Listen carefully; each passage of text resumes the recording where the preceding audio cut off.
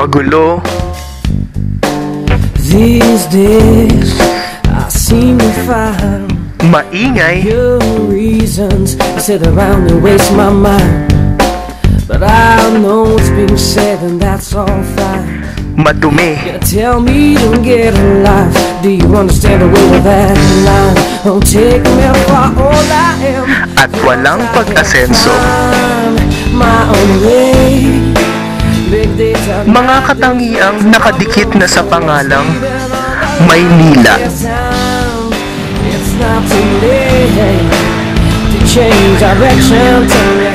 Pero lingid sa kaalaman ng karamihan,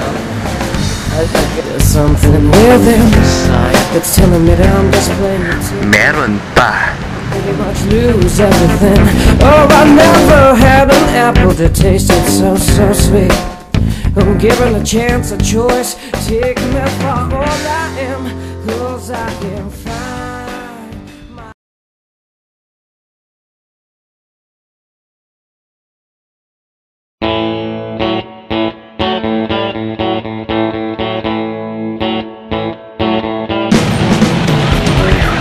Sa magulong lungsod ng Maynila, partikular na sa Quiapo, matatagpuan ang San Sebastian Church na ilang lakad lamang mula sa U-Belt.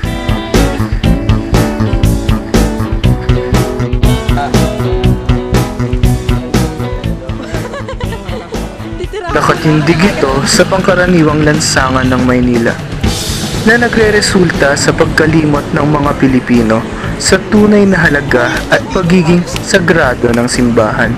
Ayan, sarado po ngayon ang San Sebastian Church. Ito yung mga katabing building. Yeah, I wanted to ba yung picture.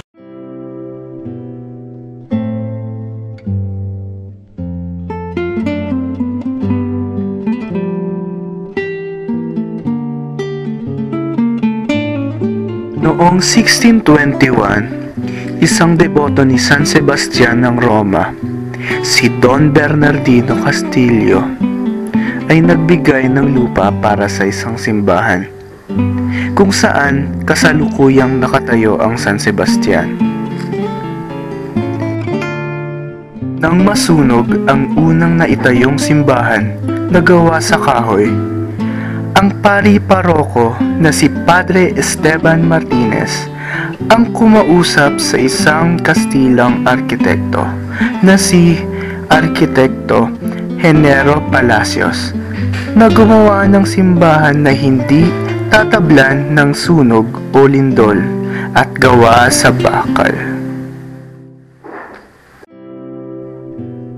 Noong June 12, 1888, dumaong sa Pilipinas ang unang barko na nagdala ng mga bakal para sa simbahan. Sa tulong na din ng mga Pilipinong pintor at manggagawa, inabot ng 2 taon bago tuluyang matapos ang simbahang bakal.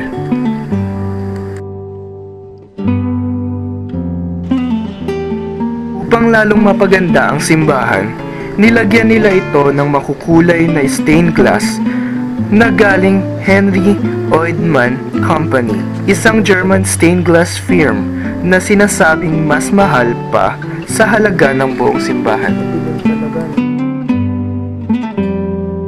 Ang konstruksyon, pagdisenyo at ang pagtatayo ng bakal na simbahan ay kontribusyon lahat ni Engineer Gustave Eiffel, isang Europeyong inhinyero na gumawa din ng sikat na Eiffel Tower sa Paris at Statue of Liberty sa New York.